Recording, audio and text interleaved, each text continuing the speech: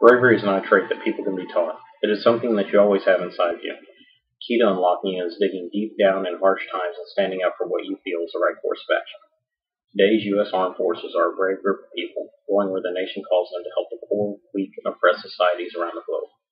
This was not always our country's primary focus, though. Over half a century ago, our country was targeted deliberately by the military forces of a foreign nation. The event, of course, is the attack on Pearl Harbor, December 7, 1941. A small group of American soldiers were selected and called upon to stand up to this force, despite the American military might being crippled by the attack. They trained for months to deliver a pinpoint attack that, in comparison to the sledgehammer that struck Pearl Harbor, would only be a pinprick, but it would be right through the hearts of the Japanese people. These are the 5 remaining members we see sitting before us today, that not only stood up for America when they were called upon and braved impossible odds in what many would call a suicide mission, but have also stood the test of time and are here for us today to recount their experiences so that we may learn from them. History books would be forever changed with the attack on Pearl Harbor. The men who became known as the Doolittle Raiders lived the atrocities of that time. They became aptly named for their commander, a name which rings throughout the entire aviation community, General James Doolittle. He is truly an aviation pioneer, having been part of every portion of military air power from the U.S. Signal Corps all the way to the creation of the United States Air Force. He served for a total of 42 years in the United States military before retiring in February of 1959. There was never any mission too dangerous nor impossible in General Doolittle's mind, and his list of decorations showed it. During his career, he was awarded 3 Distinguished Line Crosses, 2 Distinguished Service Medals, and our country's highest military honor, the Medal of Honor.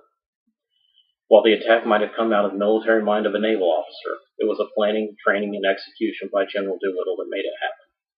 The attack was meant to avenge the attack on Pearl Harbor and inspire the American public to support the military machine in any way they could.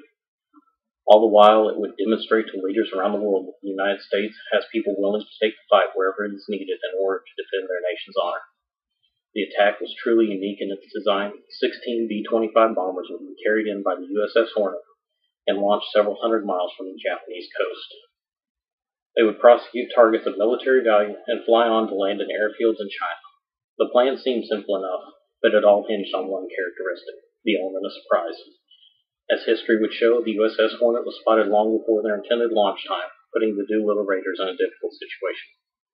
They would be forced to launch from the Hornet ahead of schedule, and in turn would not have the fuel needed to reach the fields in China and be forced to bail over Japanese occupied territory. This attack was not only carried out by one man, it was the success of collaborative efforts of over 200 men that, as history would show, would become more than just a morale booster for the American public.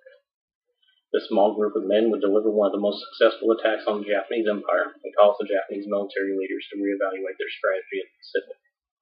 The Doolittle Raid would prove to be useful even after the attack was over. Not only did it demonstrate to the Japanese that America would not go down without a fight, it inspired the American people and strengthened their resolve. The attack would hold strategical value to the war as well, assisting with the American victory at the Battle of Midway in 1942. Also, due to the precision and determination exemplified by the Doolittle Raiders, the Japanese forces would begin to question their senior leadership and military leaders who had previously thought that Japan was invulnerable to an airstrike by American forces. The strike proved to be successful and put a small hole through the heart of the Japanese people that would eventually lead to their defeat in the Pacific Theater of Operations in World War II. The men not only seen here today, but also their brothers in arms that have long since passed on, are truly a tribute to American bravery. When the future of America looked grim in the face of World War II, they stood together and volunteered for a mission that many speculated they wouldn't return from. But as fate would have it, they would boost the morale of the American people as a whole by delivering a pinprick through the heart of the Japanese people that would become known as the Doolittle Raid. These men are truly among the greatest of American heroes, and we are privileged to have them here today to share their ageless experience with us.